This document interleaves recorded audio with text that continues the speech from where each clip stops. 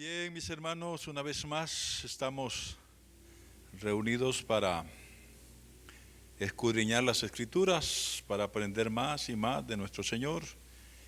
Necesitamos siempre adquirir conocimiento, crecer en sabiduría, crecer en entendimiento. Así es que vamos a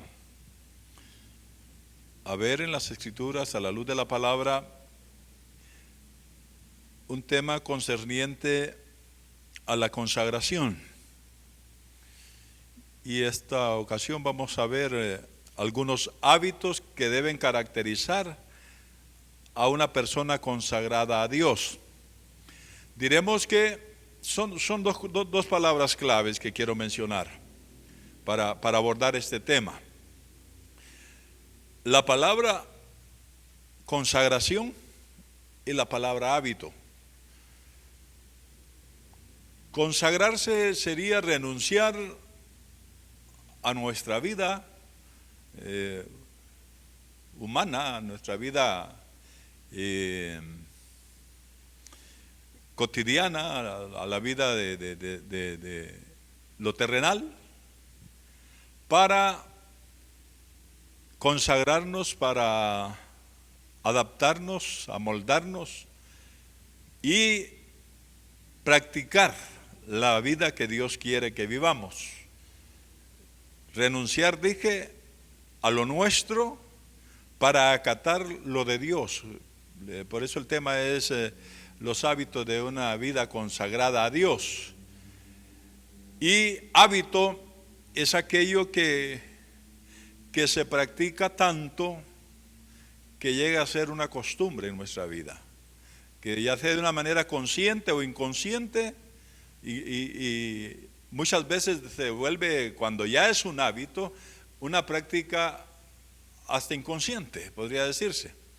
Pero sí necesitamos nosotros tener esos hábitos que nos caractericen, y vamos a mencionar unos cuantos de ellos. Y si usted quiere, como se trata de estudiar la palabra, entonces vamos a irnos más por la enseñanza que por la predicación. Va a ir con mayor pausa, deteniéndonos un poco en cada una de las partes que vamos a mencionar. Para empezar, los hábitos de una vida consagrada a Dios, no puede haber consagración si no hay una vida de oración. Si no se tiene ese hábito de orar siempre y no desmayar. Vamos a abrir la escritura para comenzar en Marcos capítulo 1, verso 35 al 37. Esperando que cada quien esté atento allí en su casa, a través de las redes, sintonizando esta enseñanza que se da todos los martes. Estamos con la escuela el discipulado en casa, creo, es la temática de los martes, ¿verdad? Así es que vamos a ver en Marcos capítulo 1, verso 35 al 37, dice: levantándose muy de mañana, siendo aún muy oscuro, salió y se fue a un lugar desierto y allí oraba. Está refiriéndose a nuestro Señor Jesucristo. Dice que levantándose muy de mañana, antes de comenzar a orar, lógicamente debe adquirirse ese hábito de levantarse de mañana, muy de mañana. Aquí dice que todavía era muy oscuro. Probablemente era una hora que oscilaba entre las 3 y las 5 de la mañana. Cuando es muy oscuro todavía, ya a las 4:30 ya empieza a clarear el día, ya empieza a mostrarse el alba. Entonces, cuando dice que estaba muy oscuro, quiere decir era en horas de la madrugada que el Señor, dice, se levantó, nuestro Señor Jesucristo. Imagínense, si lo hizo nuestro Señor Jesucristo, cuanto más lo necesitamos hacer nosotros. Dice muy de mañana, siendo muy oscuro, salió y se fue a un lugar desierto y allí oraba. Y le buscó Simón y los que con él estaban, hablándole le dijeron: todos te buscan, todos te buscan. Y de hecho que el Señor sabía que mucha gente lo andaba buscando, sobre todo cuando empezó a manifestar el poder de Dios a realizar la obra que el Señor le había encomendado. Eso fue objeto de mucha búsqueda, de mucha gente que venían de diferentes lugares a buscarlo. Y eran multitudes los que lo buscaban. Pero Él, antes de estar con las multitudes, nos enseñó a estar con su Padre Celestial. Eso debe ser un pensamiento que debemos manejar nosotros los creyentes muy continuamente. Debemos de pensar en eso con toda seriedad y dedicación, a buscar el rostro del Señor antes de ver el rostro de la demás gente que nos rodea. Buscar estar con Dios antes de estar con alguien más. En este caso sería en esas horas, mañanear, cuando todavía aún es oscuro. Yo sé que para muchos eso implica un gran esfuerzo, pero nada bueno en esta tierra se logra sin esfuerzo. Acuérdese que a pesar de que a Josué se le habían hecho grandes promesas, la tierra de Canaán, de hecho así se le llama, la tierra prometida. Pero antes de entrar a conquistarla, antes de entrar a poseerla, usted lee el capítulo 1 del libro de Josué. ¿Cuántas veces le dice Dios a Josué: esfuérzate, esfuérzate, esfuérzate? Esforzarse es ir allá, más allá de las fuerzas. Y entonces esas horas son propicias para buscar el rostro del Señor. Y Jesucristo nos enseña esto en su vida cotidiana. El día a día de nuestro Señor Jesucristo comenzaba con estar a solas con su Padre, que es también nuestro Padre. Y nosotros necesitamos estar a solas con Él. Hagámonos el propósito de, antes de comenzar el día, hacerlo en la presencia del Señor. Estar en comunicación con Él, en comunión con Él. Dice que aquí que cuando Él estaba orando solo, o sea, humanamente no tenía compañía, estaba lógicamente en compañía de su Padre Celestial, o sea que humanamente estaba solo, pero espiritualmente estaba muy bien acompañado para poder hablar con nuestro Señor. Los oídos del Padre siempre estuvieron atentos, como lo están ahora a la oración de todos aquellos que le buscan. Dice: cercano está Jehová a todos los que le invocan, a todos los que le invocan de veras. Bueno, dice que Simón le buscó y los que con él estaban, o sea, los discípulos, andaban buscándole. Además de la multitud, también ellos, y ellos sabían dónde encontrarle. Los discípulos sabían dónde encontrar a Jesús. Lo fueron a buscar donde estaba orando, y hallándole le dijeron: todos te buscan, todos te buscan. ¿Quién no va a querer estar con alguien que tenía la vida que llevaba a nuestro Señor Jesucristo? Y le buscaban por diversas razones. Muchos necesitaban milagros, muchos necesitaban la manifestación del poder de Dios, pero otros le buscaban con intereses puramente terrenales. De todas maneras, siempre lo buscaban. Pero antes de ser buscado, Él buscaba, evidentemente. Entonces, el primer hábito de alguien que quiere consagrarse a Dios debe adquirir el hábito de orar. El hábito de orar. Mire, cuando hablamos de consagración, le preguntamos a todo cristiano, le podemos preguntar a todos, tanto a los que tienen mucho tiempo de haber nacido de arriba, de haber creído en Jesucristo, de haber confesado públicamente su fe en Cristo, como a los que vienen haciéndolo. Les podríamos preguntar y hacer la encuesta: que si quiere consagrarse, le puedo asegurar que todos queremos entregar nuestra vida al Señor, ser totalmente consagrados, ser totalmente entregados, renunciar a lo de nosotros para buscar lo del Padre Celestial. Pero hay un asunto que hay que descartar en esto.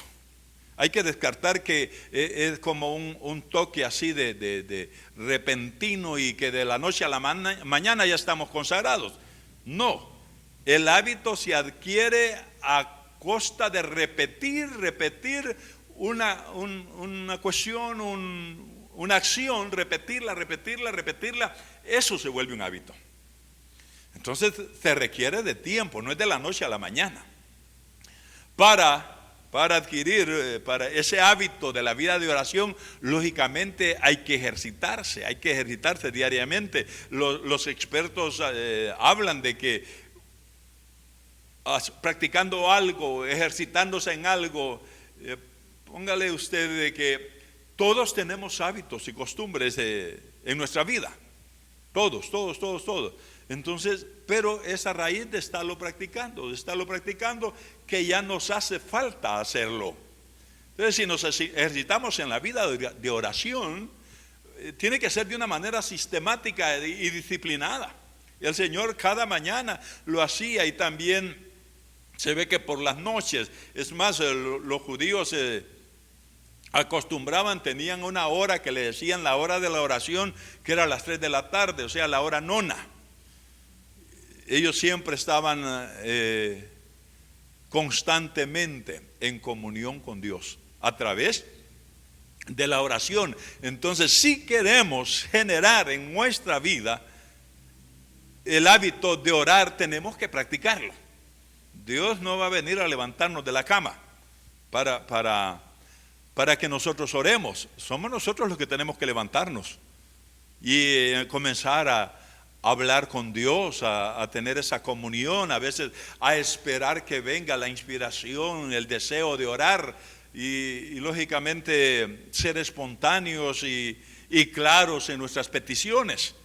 Pero si queremos generar hábito en nuestra vida, adquirir ese hábito de orar, debemos de practicarlo y tener una voluntad férrea para buscar el rostro del Señor.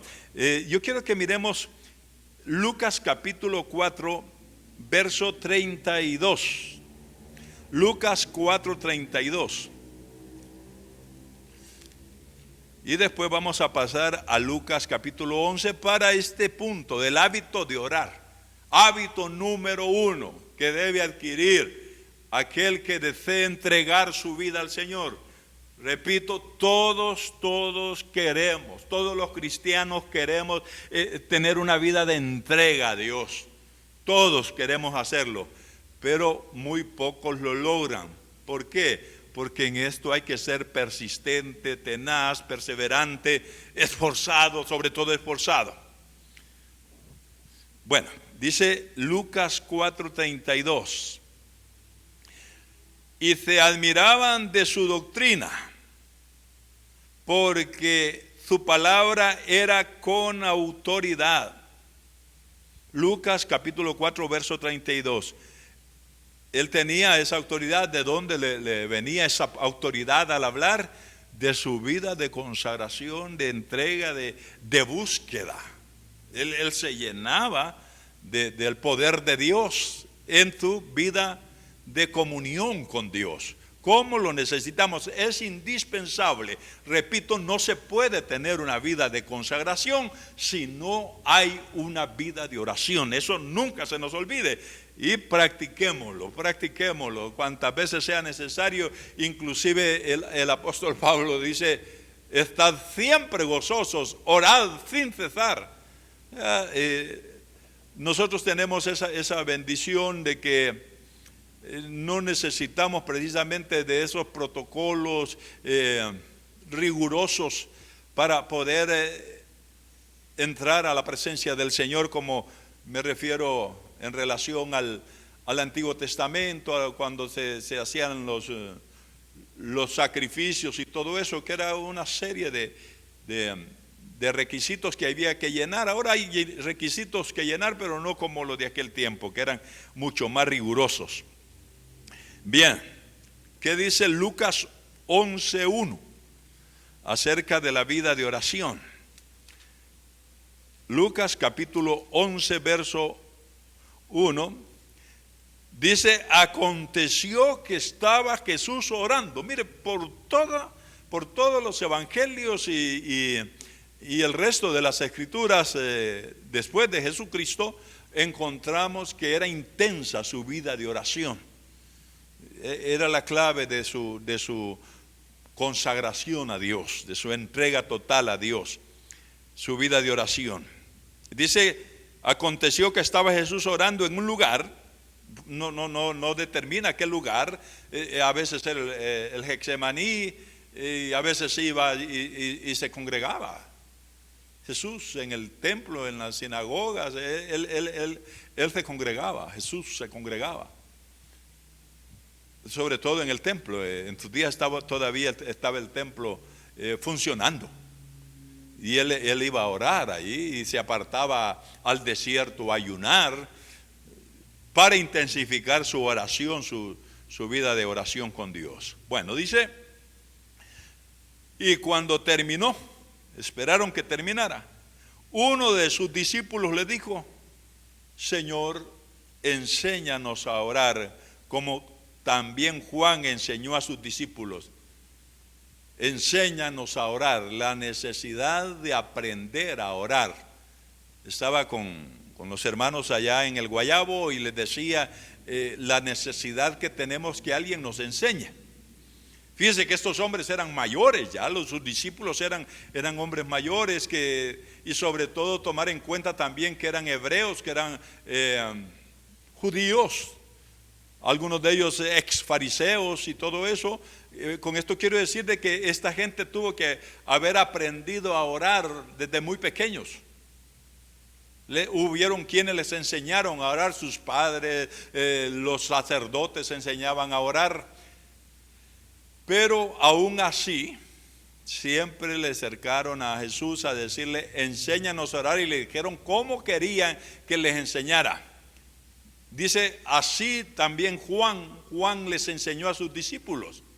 Si Juan enseñó a sus discípulos, también ellos tenían su maestro, y él quería que así como Juan les enseñaba a los discípulos de él, así él también les enseñara a ellos, que Jesús, el maestro de ellos, les enseñara a orar.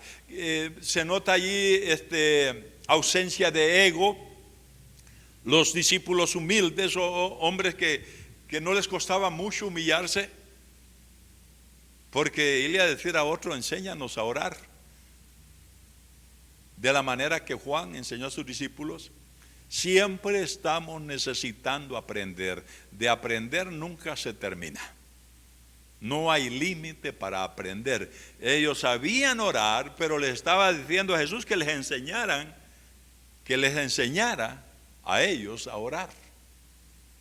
Y Juan definitivamente que vino con un modo, con una manera, con un sistema nuevo de oración en relación al antiguo sistema que tenía Israel. Ellos habían aprendido con ese sistema. Juan viene con otro sistema, y Jesús de hecho también les va a enseñar a orar. Bien, allí tenemos la necesidad de crear en nosotros, de generar en nosotros el hábito de orar. Repito, queremos ser consagrados, queremos tener una entrega total de nuestra vida al Señor. Oremos siempre. Segundo hábito que voy a mencionar hoy: tener fe. Hábito de tener fe. ¿Y cómo es que es hábito tener fe? Si dice la Escritura de que en Efesios capítulo 1 nos habla la Escritura de que la fe es un don de Dios, la fe es un regalo de Dios, pero también nos dice la misma palabra del Señor que la fe es fase del fruto del Espíritu. Y desde el momento que nos habla de que es fruto del Espíritu, la fe es que se puede cultivar. Nosotros podemos tener, el Señor utilizando el lenguaje figurado dijo que La fe puede ser del tamaño del grano de mostaza, una cosa muy pequeña, pero teniendo fe del tamaño de un grano de mostaza, podría decirse a una montaña, vete a otro lugar, y esa montaña tendría que moverse. Yo me pongo a pensar cuando leo esto, ¿de qué tamaño será nuestra fe? Bueno, pero la fe es gradual, la fe crece, la fe aumenta. Miremos el Salmo 103, 19. Allí está manifestándose fe. Salmo 103, 19. Miremos lo que dice el Salmo 103 en el verso 19.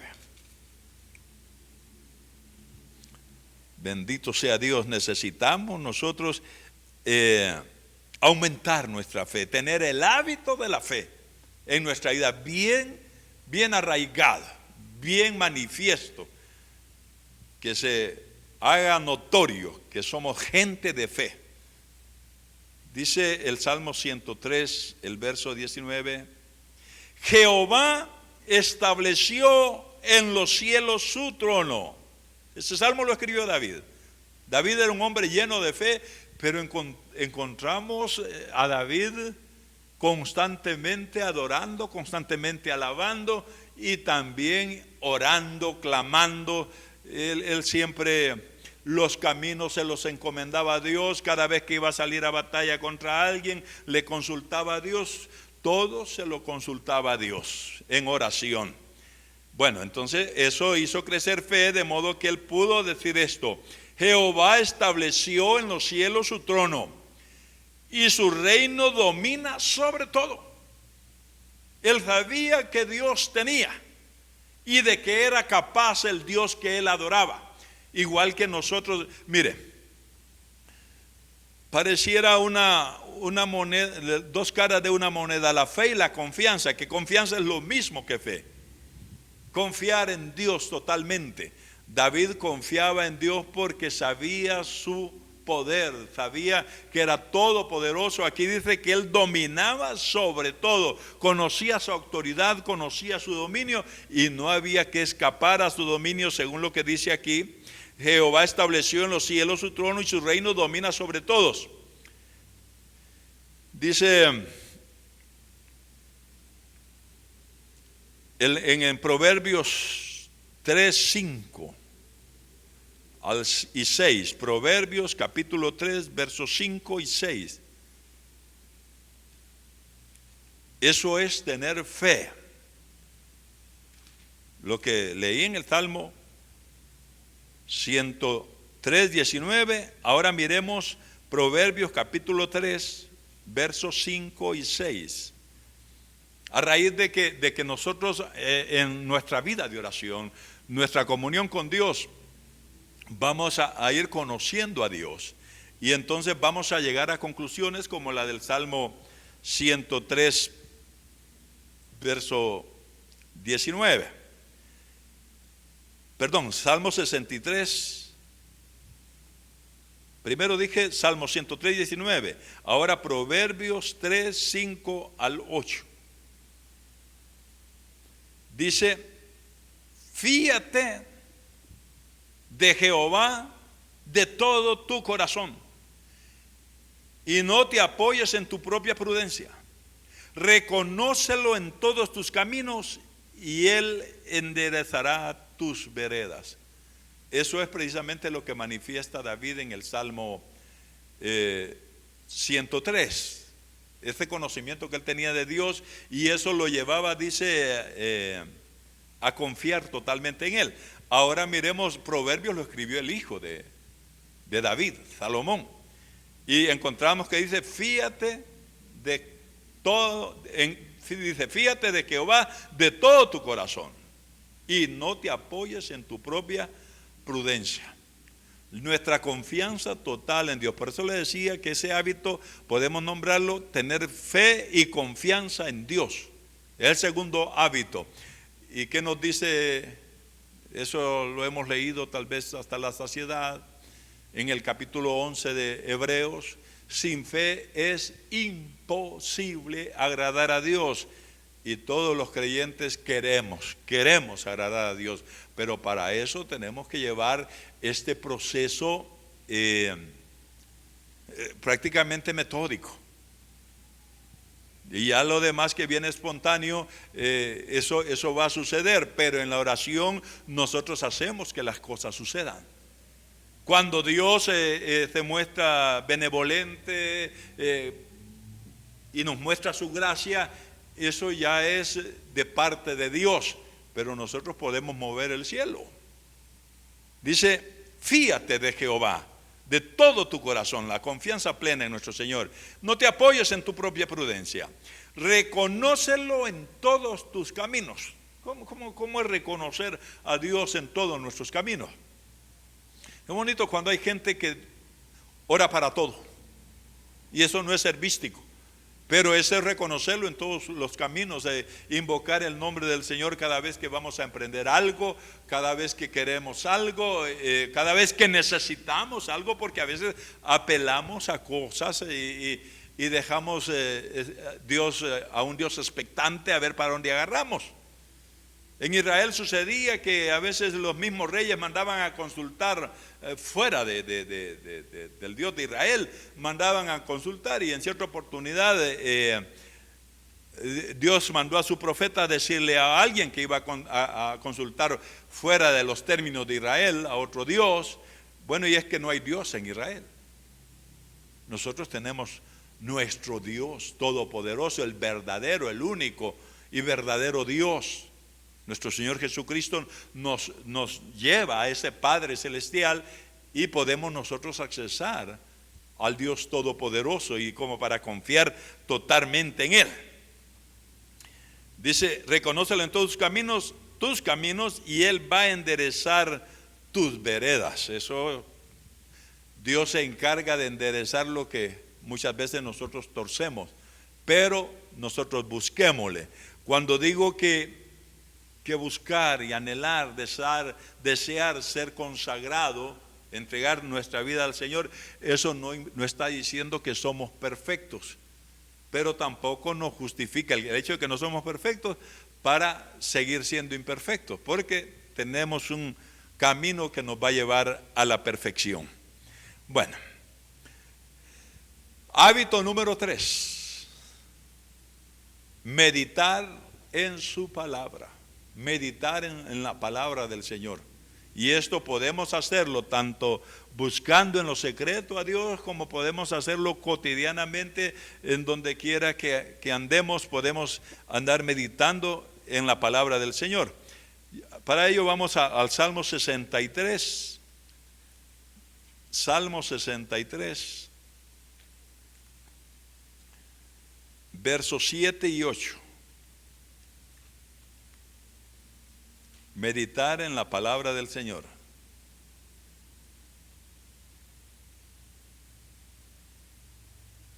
Dice, porque has sido mi socorro, y así en la sombra de tus alas me regocijaré. Está mi alma apegada a ti, tu diestra me ha sostenido. Fíjese que está hablando no de su cuerpo, no de su espíritu, está hablando de su alma. Dice, mi alma, primero dice en el verso 7, porque has sido mi socorro. Porque has sido mi socorro, y así en la sombra de tus alas me regocijaré. Dice, está mi alma apegada a ti, tu diestra me ha sostenido. Cuando nuestra alma se apega a nuestro Dios, cuando meditamos en su palabra, mire lo que dice el verso 6. Dice, cuando me acuerde de ti en mi lecho, cuando medité en las vigilias de la noche. Cuando medité en las vigilias de la noche. Dice, se acordaba de él cuando estaba en su lecho, y en las vigilias de la noche estaba meditando en él.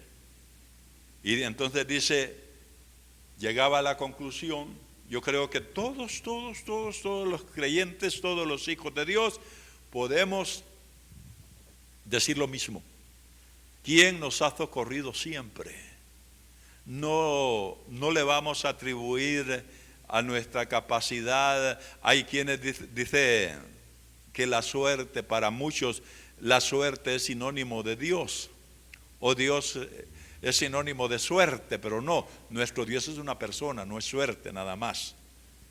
Es el Dios que quiere dominar nuestra vida, para nuestro, no por enseñorearse de nosotros, sino para nuestro beneficio.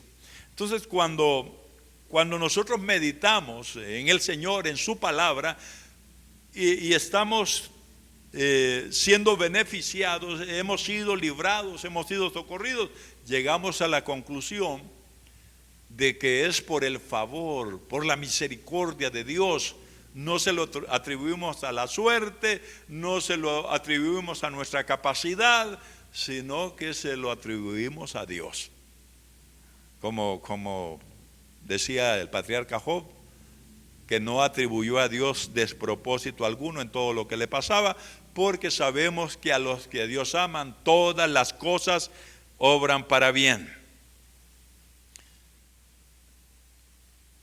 El verso 8 dice: está mi alma apegada a ti. Pero repito, ¿cómo se apega a nuestro Dios nuestra alma? Que es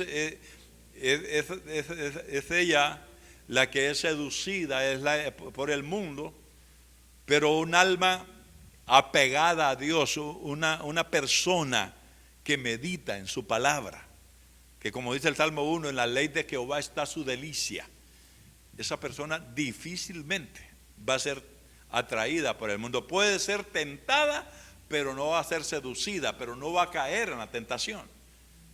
Si usted ve, nuestro Señor Jesucristo es el máximo ejemplo que tenemos. Aquí estamos hablando de hombres de Dios también, como Salomón, como David, que sabían quién era el que los socorría, sabían de dónde venía su favor.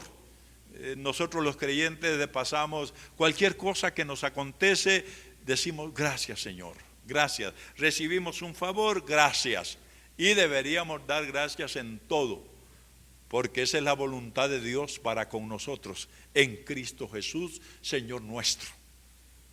Pero muchas veces se nos olvida darle gracias. Eso es delicado. ¿Por qué? Porque escasea la palabra de Dios, la meditación en la palabra de Dios en nuestra vida. Debemos dedicar tiempos específicos para dedicarnos a meditar en su palabra, apartar ese tiempo para dedicarnos a meditar. Por ejemplo, ahorita usted está escuchando la palabra de Dios, pero una cosa es escuchar y otra cosa es meditar. Por eso se nos compara a nosotros con los rumiantes, porque los rumiantes usted ve, van a su, llamémoslo así, popularmente se le llama potrero, a su pastizal, pues, para decirlo un poco más bonito. Van a su pastizal, allá angullen las ovejas y el ganado y los bueyes, allá angullen todo el zacate, el alimento, el pasto, para decirlo más bíblicamente, allá ellos angullen todo el pasto, se lo tragan. Pero una vez que regresan a su redil y por las noches echaditos allí, están regurgitando, volviendo del estómago a su boca el pasto que angulleron, que lo tragaron, pero lo vuelven a repasar. Entonces es un ejercicio de rumiar, el hecho de meditar la palabra. Usted la escucha y, por supuesto, esa es una decisión personal. Usted va a decidir si olvidarse del tema que escuchó o decir, no, voy a enriquecer este tema, voy a meditar más en él. Y entonces va a estar en condiciones siempre de agradecerle, de reconocer que Dios es su socorro, y su alma se va a apegar a Dios. Su alma ligarla estrechamente a Dios. Dice: mi alma está apegada a ti, tu diestra me ha sostenido. Tu diestra me ha sostenido. Lo hemos dicho, quién es la diestra de Dios en muchas ocasiones, allá como cuando en Isaías 41:10, ¿verdad? Que dice, siempre te sustentaré con la diestra de mi justicia. Dios nos sustenta con Cristo. Bueno, meditar en la palabra. Vamos a avanzar.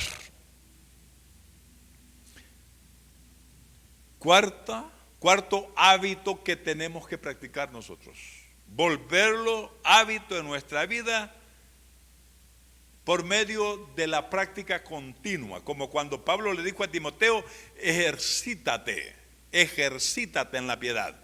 Usted mira, todos los atletas que practican un deporte y que tienen éxito en ese deporte, pregúnteles por qué. A un fisicoculturista no le aparecen músculos por casualidad. Tiene que hacer ejercicios y no poco, depende cómo quiera verse su musculatura y qué deporte practique, y al ir a participar en un torneo tienen que ejercitarse a conciencia. Tienen que ejercitarse a conciencia para ganar premios perecederos, y hacen grandes esfuerzos, se abstienen de un montón de cosas y practican, se ejercitan y ejercitan cotidianamente a tal grado que eso que practican se vuelve hábito en ellos. Bueno, nosotros queremos vivir para Dios, queremos ser gente entregada a Dios, consagrada a Dios. No se va a dar por casualidad eso. Tiene que ser práctica cotidiana. Ejercítate en la piedad, que eso tiene provecho para esta vida, le dijo Pablo a Timoteo, y para la otra. El ejercicio corporal para poco aprovecha. Ejercítate en la piedad. Bueno, otro ejercicio piadoso que necesitamos que se vuelva hábito es la obediencia a Dios. Obedecer a Dios.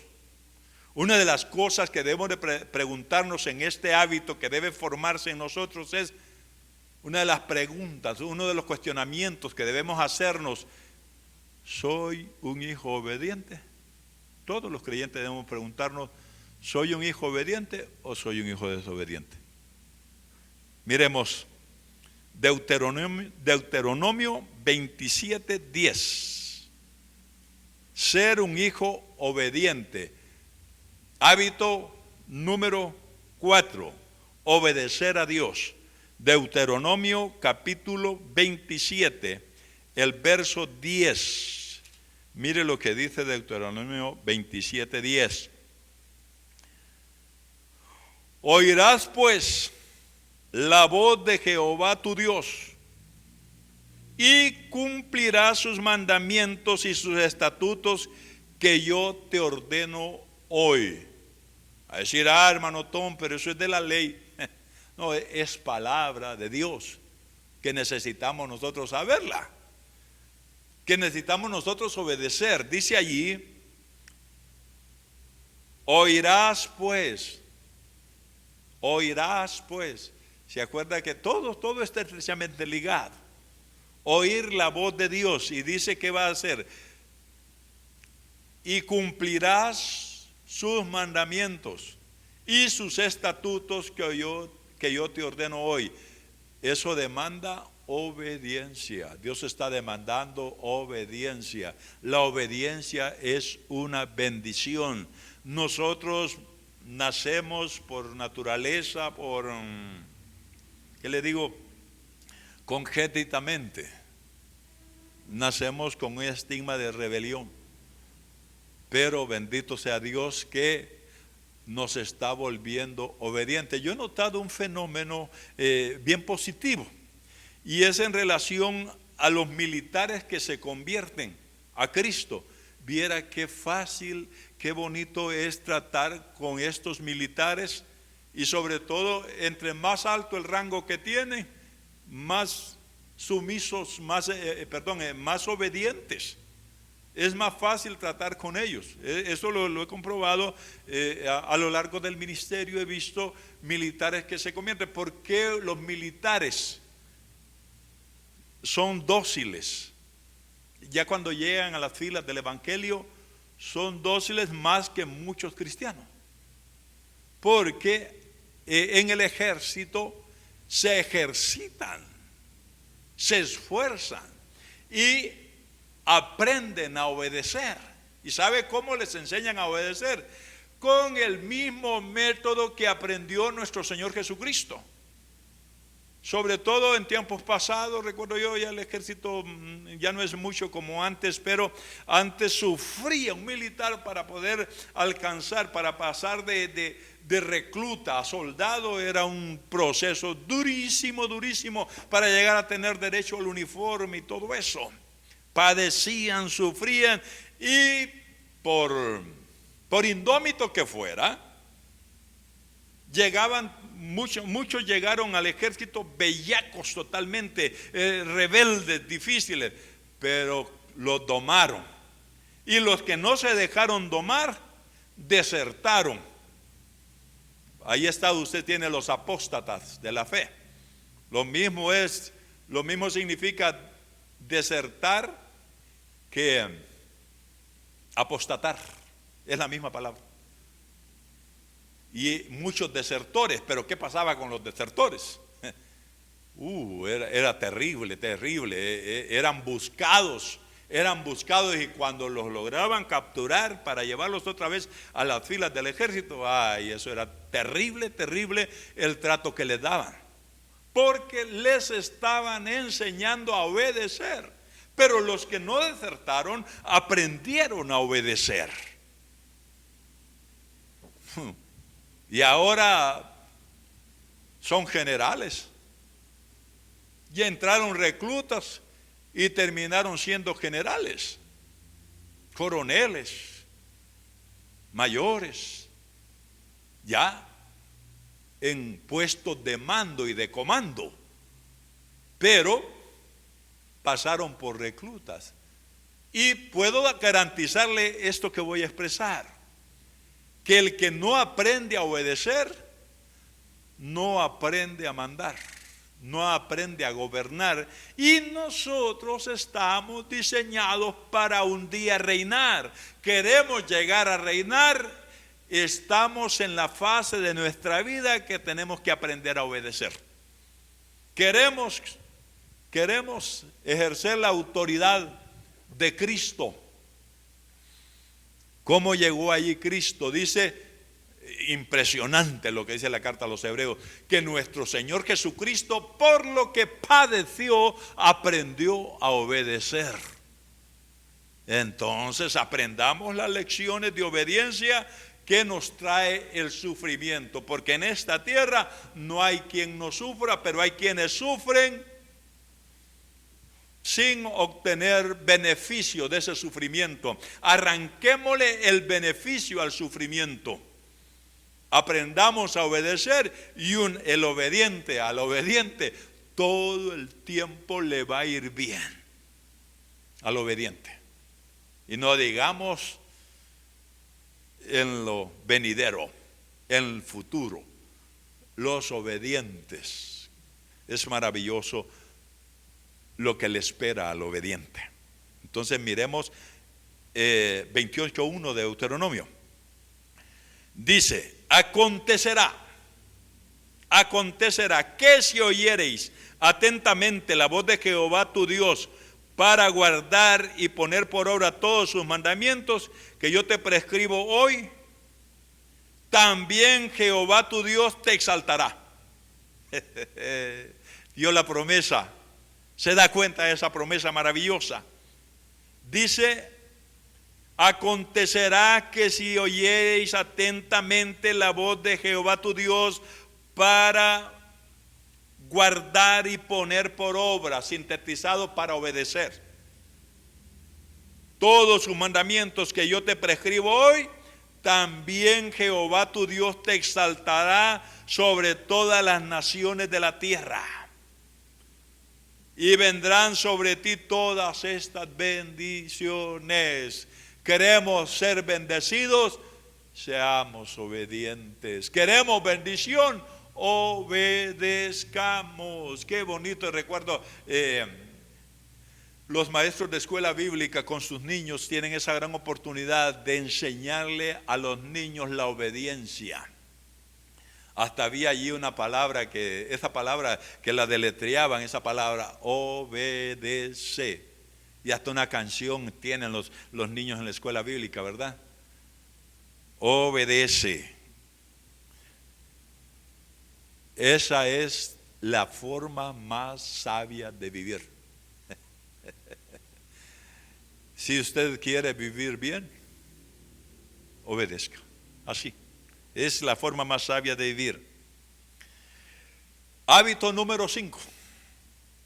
Depender del Espíritu Santo. Note que hasta ahorita hemos estado hablando de cosas así, bien prácticas, bien tangibles, bien visibles. Pero, ¿será posible que un humano pueda depender del Espíritu Santo en todo? Sí es posible. Tenemos ante nosotros la oportunidad. Efesios 5:18. Efesios capítulo 5 verso 18. Por supuesto, para esto hay Biblia como usted no se imagina, para lo que estoy diciendo. Dice, no os embriaguéis con vino, en lo cual hay disolución. Eso quiere decir, el vino vuelve a la persona disoluta, o sea, ingobernable. Ingobernable. Dice, antes bien, sé lleno del Espíritu Santo. Sé lleno del Espíritu Santo. Esto es, en este tabernáculo, en este cuerpo de bajeza, en este vaso de barro, viene a habitar la persona del Espíritu Santo. Pero dice que hay que ser llenos, llenos. Nosotros sabemos cuando algo está lleno, es que sea suficiente. Y si es posible que rebose. El Señor Jesucristo enseñó, y allá en Lucas encontramos diciendo al Señor a su discipulado que no se muevan, que no se vayan a mover de Jerusalén mientras no venga sobre ellos el Espíritu Santo para ir a hacer la labor que les encomendó. Pero no solamente los ministros, no solamente los apóstoles, no solamente los servidores de Dios necesitamos ser llenos del Espíritu Santo. Todos los hijos de Dios, todos los creyentes necesitamos ser llenos del Espíritu Santo para obedecer la voluntad de Dios. El Espíritu Santo nos va a guiar a toda verdad. El Espíritu Santo es alguien que quiere dominar nuestra vida para nuestro bien. Nos conviene sobremanera entregarnos, consagrarnos, desarrollando estos hábitos en nosotros.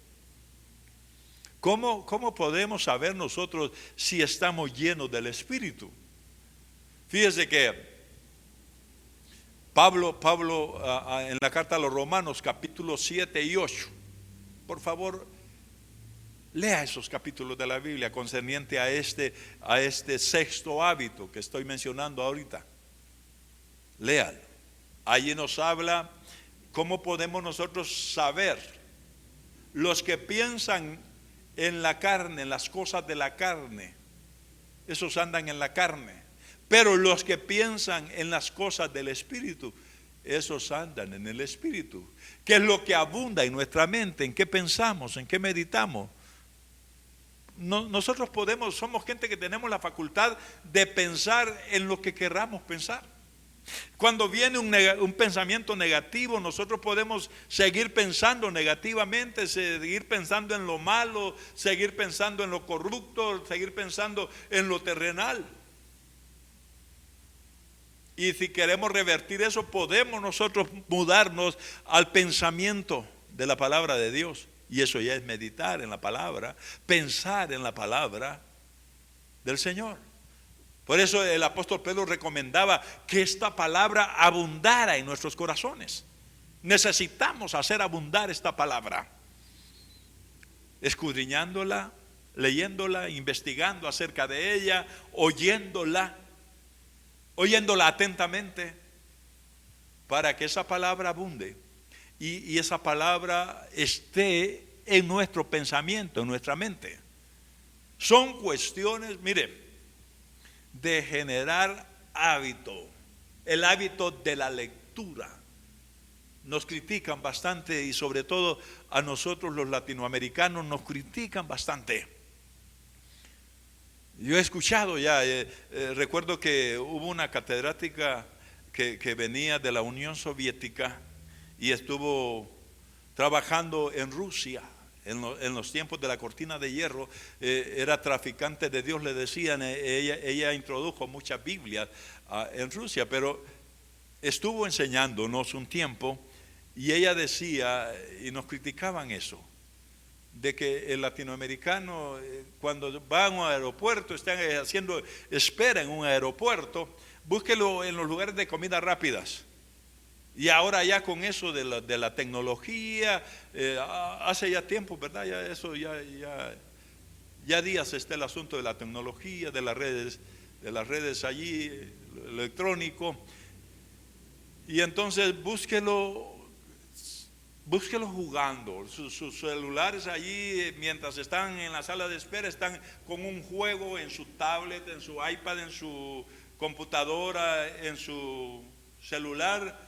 Están con un juego, o están viendo una película que no tiene un buen mensaje. Así nos critican. Y busque de otro lugar, no quiero mencionar lugares, pero busque de otros lugares y va a encontrar gente que anda con su libro, anda con un libro y está leyendo su libro mientras espera su turno de salida, mientras va a la puerta de abordaje. Antes de eso, ¿qué está haciendo? Y a veces no solamente en el aeropuerto, en las terminales de los buses, en cualquier lado. Mire, hagámonos el propósito de por lo menos unos 3 libros al año, que es poquito, pero por lo menos leer unos 3 libros, que no termine el año mientras no leamos unos 3 libros por lo menos, para el hábito de la lectura. Y a nosotros los creyentes podemos ser selectivos con nuestra lectura, una lectura que nos traiga provecho a nuestra mente, a nuestro corazón, a nuestra vida de cristianos, que abone a la vida de Cristo en nosotros. Debemos de procurar eso adrede, con un propósito, con esfuerzo, con tesón, procurar conocer más y más a nuestro Dios. Miremos lo que dice ahora. Ese hábito, le decía, depender del Espíritu Santo. Ahora vamos al siguiente hábito, al número 6 sería, ¿verdad? Dar a Dios y darle a otros. Dar a Dios lo que es de Dios. Yo escuché el testimonio de un hombre de Dios que dice que su mamá, él es un siervo de Dios, y dice que su mamá lo llevaba a la escuela bíblica, pero jamás lo mandó a la escuela bíblica o lo llevó a la escuela bíblica sin antes darle para la ofrenda, para que él depositara una ofrenda, y allí aprendió a dar a Dios. Dice que después él fue vendedor de periódicos, y cuando empezó a ganar dinero ya no daba monedas. Dice del primer sueldo que obtuvo ya no quiso dar monedas, sino que dio papel moneda. Darle a Dios. Mire, tenemos que vencer todos esos prejuicios y todas esas cosas que se oyen en la filosofía del mundo en cuanto a darle a Dios. Tenemos que vencerlo y estar convencidos en nosotros mismos que es a Dios que le estamos dando. Él decía que no le importaba cuánto fuera, que lo que le importaba era a quién le daba. Y él dice que le daba a Dios, y después dice que empezó a ascender y ya tenía más ventas, y conforme fue, dice que el primer sueldo que él tuvo fue de $4 mensuales, porque es un misionero norteamericano. $4 mensuales por vender periódicos, perdón, semanales, $4 semanales. Y dice el primer sueldo que tuvo, $1 para Dios. Eso significaba, dice, el 25%. Dice que le enseñaron acerca del diezmo y dijo: no me importa que sea más del 10%, porque es para Dios que lo estoy dando. Pero ese hábito de darle a Dios se volvió en él un hábito a raíz de que su madre sistemáticamente le enseñó. Y después las cosas fueron, bueno, ahora es un hombre de Dios, ¿verdad? Miremos lo que dice en Lucas. En esto debemos pensar, cambiemos el pensamiento que tenemos, porque hay muchos cristianos en la iglesia que tienen muchos años de estar en la iglesia y sigue con el pensamiento del mundo. ¿Cuál es el pensamiento del mundo? Yo en su momento lo manejé. Yo me burlaba de mi hermano, de uno de mis hermanos mayores, de Francisco, mi hermano mayor. Yo me burlaba porque le decía: vos estás manteniendo a un vividor. Imagínese usted qué ignorante. Y lo peor es que ya andaba cerca de los 20 años cuando hacía eso, de burlarme de mi hermano y decirle que estaba manteniendo. Y se unían mis demás hermanos. Bendito sea Dios que todos terminamos dándole al Señor y seguimos haciéndolo, dándole a Dios lo que le corresponde. Bueno, no le damos todo lo que Él se merece, no le damos todo lo que le debíamos de dar, pero por lo menos ya empezamos a darle a Dios lo que es de Dios. Miremos lo que el pensamiento bíblico acerca de esto. Abandonemos el pensamiento del mundo. Repito, el pensamiento del mundo que yo tenía es que los pastores eran vividores. Bueno, y que hayan unos cuantos que lo sean, eso no quita de que hayan genuinos siervos de Dios, pero de todas maneras lo que ellos hagan con lo que usted le da a Dios, eso es problema de ellos. Usted dele a Dios. Yo creo que los que están ejercitados en eso, me estoy explicando delante de ellos ahora. Descartemos ese pensamiento del mundo acerca del darle a Dios. No sigamos pensando como el mundo piensa. Miremos el pensamiento de Dios acerca de esto. Por supuesto que estos hábitos que estoy mencionando podría ser una forma, a grosso modo, como quien dice, por encima. Pero por lo menos se abre una puerta, una ventana, para que podamos vislumbrar todo lo que querramos ver acerca de estas cosas. Hagamos estos hábitos en nuestra vida. Vamos a Lucas capítulo 5, verso 38. Dice: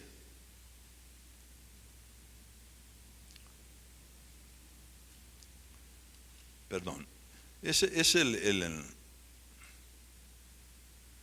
cuando dice: dad a Dios medida buena, darle a Dios y Él va a dar, dice, medida buena, remecida y rebosante. Darle todo lo que le corresponde a Dios. Dice la Escritura: traed ofrendas al temible. Darle a Dios. Cuando a Jesús le preguntaron que si era lícito dar impuesto al César, dijo que sí, pero dijo: dad impuesto al César, que si era lícito. El Señor dijo: es lícito, pero dad a César lo que es del César y a Dios lo que es de Dios. 6, perdón hermano, Lucas 6:38 es la cita que andaba buscando. Gracias. Amén. Lucas 6:38. Yo dije 5:38. Dad, dice, y se os dará. Dad y se os dará. Eso es una ley de Dios. Dad y se os dará. Dijo alguien a raíz de este versículo, dijo un predicador: el que da con una mano siempre va a recibir con las dos. Y aunque no lo hagamos porque nos den, de todas maneras, Pablo lo tipificó como la ley de la siembra y la cosecha. Y en cuanto a esto del dar, dijo: el que escasamente siembra, escasamente va a cosechar. De modo que los creyentes pobres son pobres porque no quieren dar.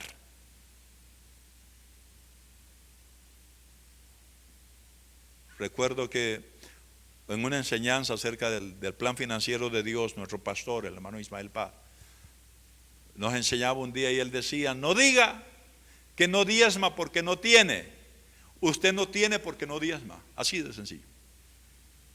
Así de sencillo. Tómelo como usted quiera, pero eso es así. Cuando Dios dijo: traigan todos los diezmos al alfolí y que haya abundancia en mi casa, y yo abriré las compuertas de los cielos sobre la casa de nosotros hasta que sobreabunde. Y eso es, en palabra del Señor, invariable. Eso es así. Voy a seguir leyendo el verso 38. Dad y se os dará medida buena. Dad y se os dará medida buena, remecida y rebosando, darán en vuestro regazo, porque con la misma medida con que medís, os volverán a medir. ¿Y qué del dar al necesitado? Ese hábito del dar. Le decía yo a un grupo de personas hace poco: nosotros nacemos con un hábito dañino, más bien, un hábito mezquino, egoísta. Para mí, para mí, para mí, para mí. ¿No se ha dado cuenta usted de los niños? Observe los niños. Los niños pasan por una fase que todo es mío y mío y mío y mío y mío. Están manifestando la naturaleza humana, la naturaleza caída. Pero fíjese que en el libro de los Hechos encontramos, en el capítulo 2, habla de los hermanos recién convertidos, de los nuevos discípulos que vivían en comunidad. Y dice: nadie decía ser suyo lo que tenía, sino que todas las cosas las tenían en común, y no habían necesitado, no había nadie necesitado, porque todas las cosas en común. Por eso decía, este hábito de dar, cada vez se está extinguiendo, porque lo que se fomenta es la egolatría y el egoísmo en el mundo. Eso se fomenta en la sociedad, pero en la iglesia cristiana debemos fomentar la bondad, el darle al necesitado, el ocuparnos por el necesitado. ¿Qué nos dice la Escritura? El que da al pobre le está haciendo un préstamo a Dios. Y Dios paga, ¿sabe cuál es el interés que Dios paga? Dios paga intereses al 100%. Así dice la Escritura. Todo el que haya dejado padre, madre, hijos y todo por causa de mí, dice, va a recibir en esta vida 100 veces más. En esta vida. Y en lo venidero, dice, la vida eterna. Bien, el hábito del dar debemos de fomentarlo. Y para concluir, el último hábito que quiero mencionar por hoy es perdonar. Perdonar las ofensas que nos hacen. Esto muchas veces lo repetimos antes de conocer a Cristo. Nos enseñaron el catecismo y nos enseñaron a rezar el Padre Nuestro. Y una de las partes del Padre Nuestro que es correcto decirla y mencionarla, ya no rezando sino orando, es: perdona nuestras ofensas. Y a renglón de seguido le decimos: así como también nosotros perdonamos. Y si no perdonamos, ¿cómo tenemos valor de decirle a Dios que perdone nuestras ofensas, así como también nosotros perdonamos a quienes nos ofenden, si no somos perdonadores? si no nos gusta perdonar, si somos rencorosos, si nos gusta tomar venganza. Porque la venganza no solamente la apliquemos a cuando se mata, cuando por venganza. No, hay muchas formas de venganza. Y hay muchas cosas de que vengarse. Por ejemplo, los que cuando se insulta, cuando alguien nos insulta, podemos vengarnos nosotros insultándolo también. En las calles ahí se dan muchas venganzas. Y hay muchos cristianos vengándose en la calle de otros motoristas que le rebasan, a rebasarlo también. Y de mala forma, pues, porque no es malo rebasar correctamente, pero hacerlo de una manera incorrecta no es bueno, porque se puede hacer por revanchismo, por venganza. Y cuántas cosas, formas de manifestar rencor, de manifestar resentimiento, de manifestar odio. Ya esas cosas no deben existir en el corazón del cristiano. Entonces miremos lo que dice Efesios capítulo 4. Efesios capítulo 4. Con esto concluyo. Hábitos son cosas que a fuerza de practicarlas se van a volver una costumbre en nosotros y nos van a llevar a la verdadera consagración. Efesios capítulo 4. O más que todo esto evidencia a un consagrado, estos hábitos. Debemos de hacerlos abundar en nosotros. Efesios 4, 30 y 32 al 32. Dice: no contristéis el Espíritu Santo de Dios, con el cual fuiste sellados para el día de la redención. Quítese de vosotros toda amargura, enojo, ira, gritería y maledicencia y toda malicia. Antes, sed benignos unos con otros, misericordiosos, y mire lo con respecto al perdón, perdonándoos unos a otros, como Dios también os perdonó a vosotros en Cristo Jesús. A esto le llamo el séptimo hábito de un consagrado, de alguien que renunció a su vida para vivir la vida de Dios. Tiene el hábito de perdonar. Es fácil, pasa perdonando y perdonando. Perdona sin que le pidan perdón, no digamos cuando le van a pedir perdón. Debemos manejar en nuestro corazón, todo creyente, debemos manejar esa actitud de perdón perennemente en nuestro corazón. Perdonar, perdonar y perdonar es hábito de una vida consagrada a Dios. Mis amados hermanos, yo quiero que oremos juntos y vamos a pedirle a Dios que nos ayude. Él siempre está dispuesto a ayudarnos. Pero en nuestra consagración, en nuestra entrega, yo sé que Él nos va a bendecir y nos va a dar esa oportunidad de ser personas consagradas con estos buenos hábitos que hemos visto en esta tarde. Padre, te damos gracias, Dios, por tu infinita misericordia. En el nombre de Jesucristo, ten misericordia de nosotros. Que podamos, Padre amado, hacer abundar estos hábitos en nosotros. Capacítanos, Señor, para que seamos gente que, renunciando a nuestra vieja manera de vivir, podamos adoptar esa vida nueva en Cristo Jesús. Sabemos, Señor, que en nosotros, en nuestra naturaleza, no está el practicar estas cosas. Por eso pedimos tu auxilio y la llenura de tu Espíritu, y que concedas el deseo del corazón de aquellos que desean consagrarse cada día más a ti, Señor. En el nombre de Jesús, bendice y llena de tu poder, de tu gracia, a cada uno de aquellos que en esta hora han manifestado su deseo, su intención de consagrarse a ti, Señor. En el nombre de Jesús. Amén y amén.